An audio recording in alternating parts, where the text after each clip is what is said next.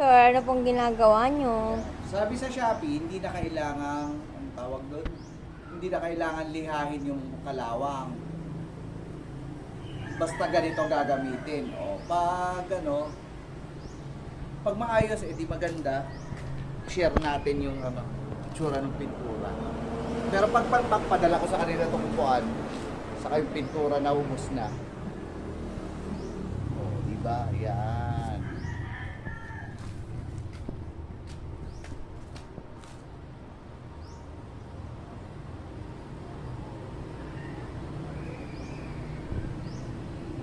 Yan, first project natin, i-restore natin tong upuan. Kasi may mga ano tawag doon, yung mga nagbobote bakal, gusto nilang ikalakal to. Sabi ko, pwede naman nilang bilhin pero presyong antique, hindi presyong ano basura. Ayun no, tingnan mo, upuan namin to nung bata ako eh.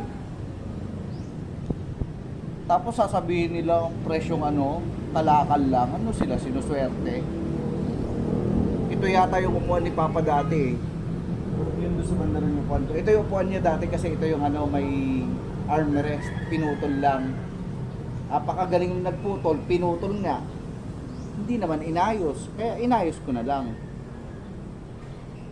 Yun ang hirap pag kukuha ka ng mga ano eh, yung turo-turo na ano, nagmamagaling na kaya daw nila.